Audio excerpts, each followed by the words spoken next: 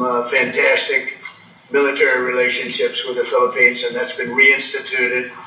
And Pete, I would say that you couldn't be happier, right, with the relationship. Great partner. So I just want to say it's an honor to have you. We're going to talk about trade today, and we're very close to finishing a trade deal, big trade deal actually. And we do a lot of business with you. It's a lot of income coming in for both groups. But I was surprised to see the kind of numbers. They're very big, and they're going to get bigger under what we're doing and what we're proposing. And I just want to thank you for being with us. It's a great honor. You and your representative. It's really a great honor. We have a big announcement. AstraZeneca, the big drug company, is going to spend $50 billion, just announced $50 billion in the United States in order to build various places all over the country, big manufacturing plants, pharmaceutical plants all over the country. So that's an honor. And he said they did that because of the election and because of the fact that the tariffs are placed. So they're building their facilities in New York. $50 billion, that's a big investment.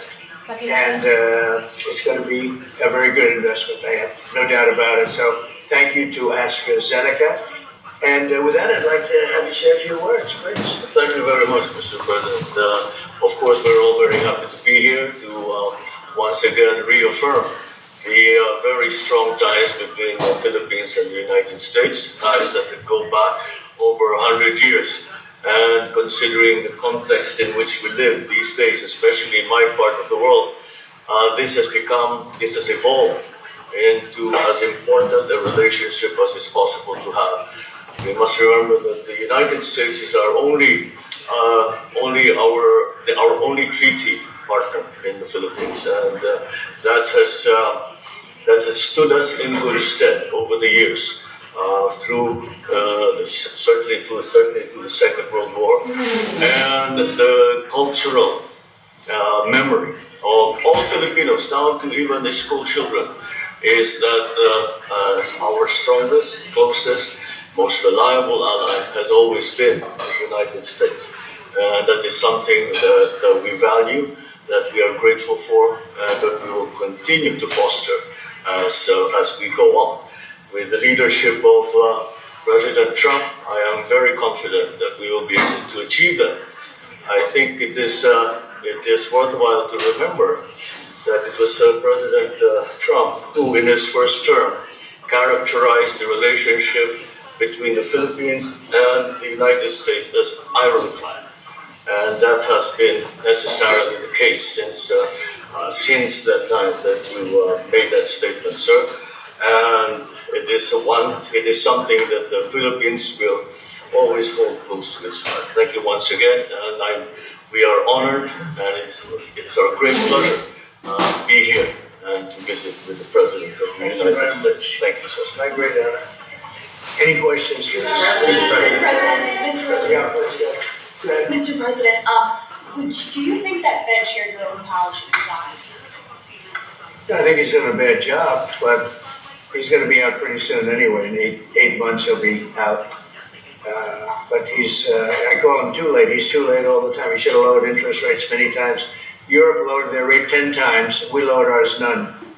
And it's causing a problem for people that want to buy a home. Look, our economy is so strong now, we're blowing through everything. We're setting records. You know that, you see that. And whether it's the Philippines or anything else, we're setting records at levels that nobody's ever seen before. But you know what?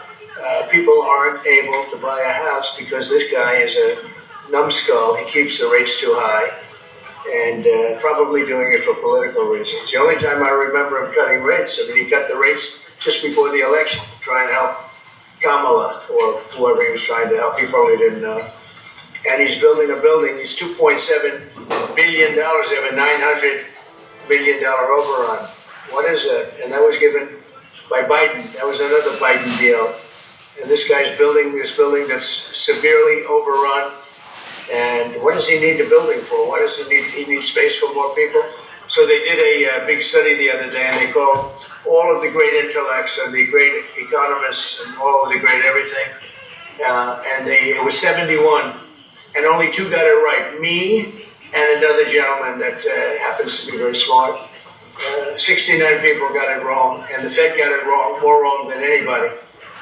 And he has these think tanks, and they build buildings for people that think.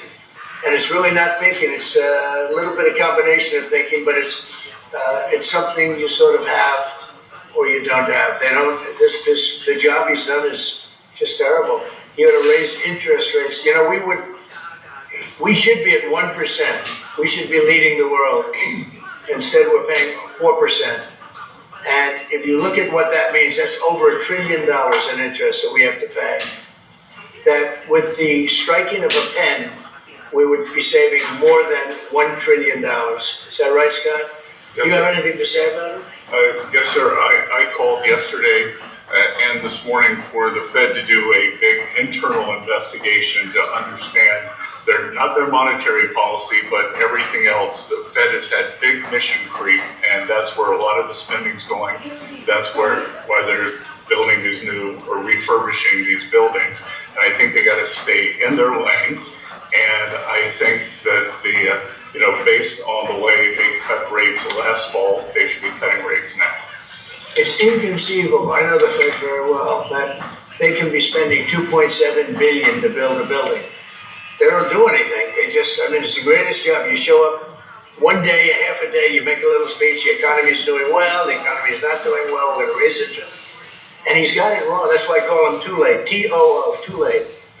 And it's really too bad. But it is affecting people that want to buy houses, and that shouldn't happen. And Mr. President, He should lower them. Those rates should be 3 points lower. That's what they should be, 3 points lower, maybe more than that. I would like to ask both of you Yes. one question. Mr. President Marcos, next year, Philippines is going to be the rotating chair of ASEAN. I wonder how do you plan to balance your relationship between the United States and China?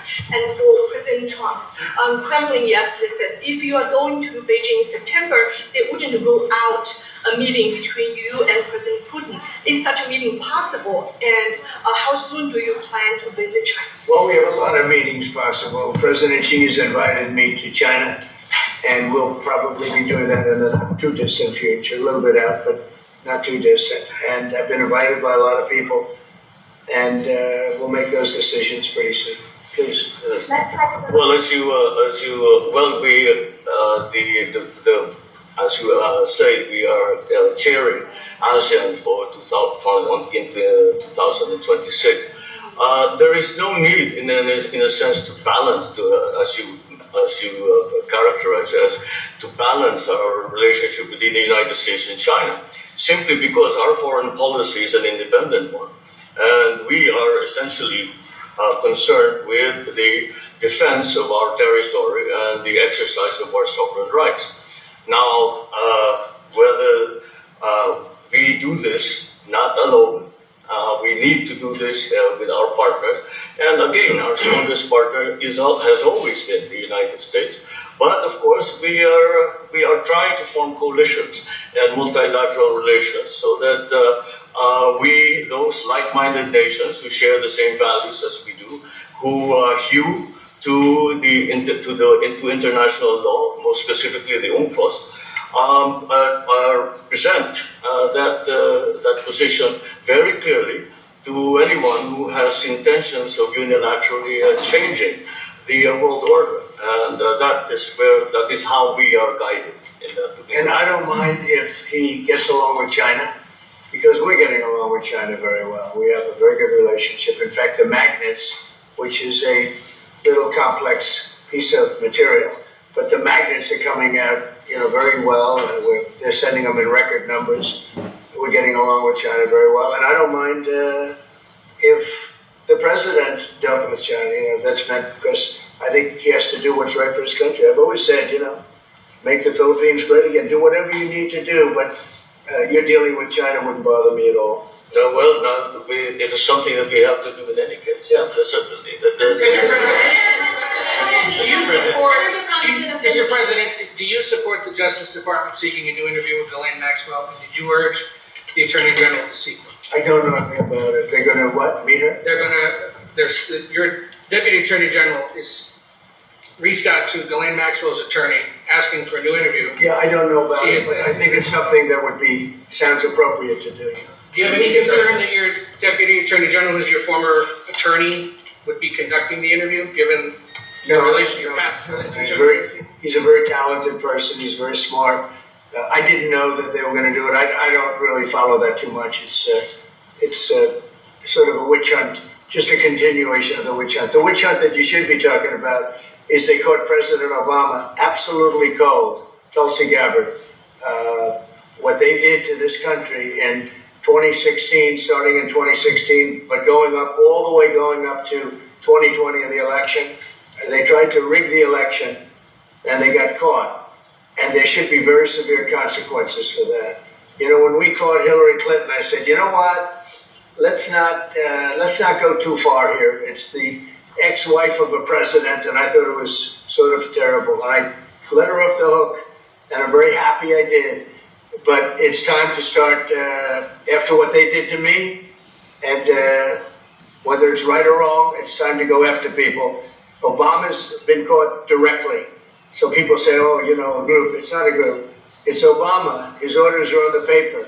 The papers are signed. The papers came right out of their office. They sent everything to be highly classified. Well, the highly classified's been released. And what they did in 2016 and in 2020 is very criminal. It's criminal at the highest level. So that's really the things you should be talking about. I know nothing about the other, but I think it's appropriate that they do go. Can I ask you about that, Mr. President?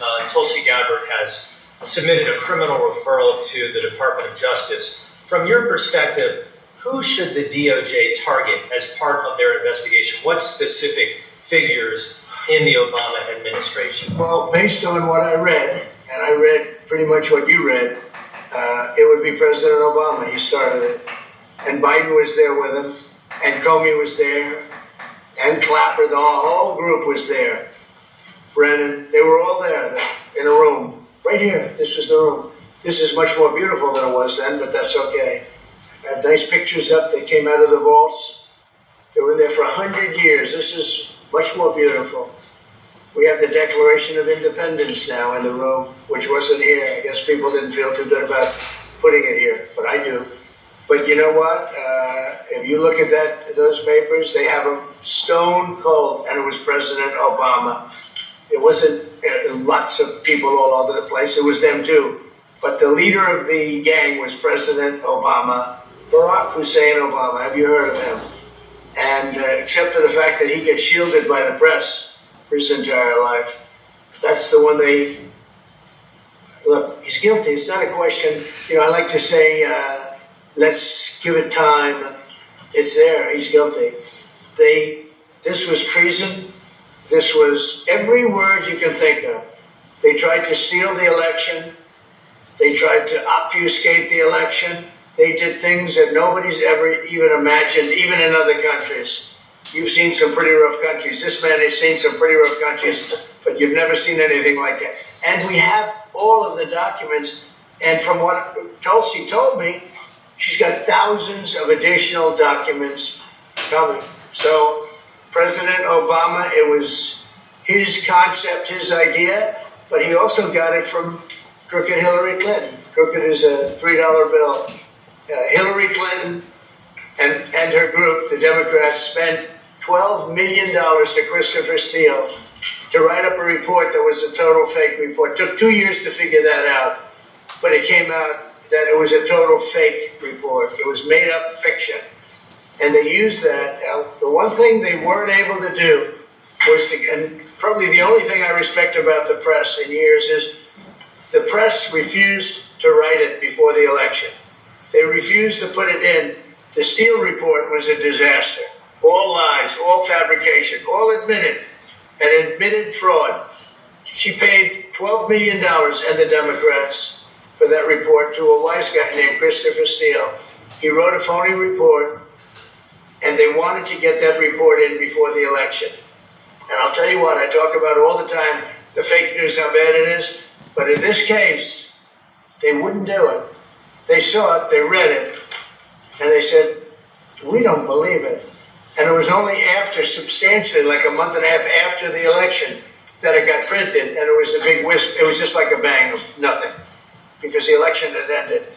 If that report had gotten published by the New York Times or somebody, and I respect the Times for maybe only this, because they're crooked as you can be. They're a terrible paper, a crooked, corrupt paper. But for this one moment, they said, this is bullshit, we can't put this in.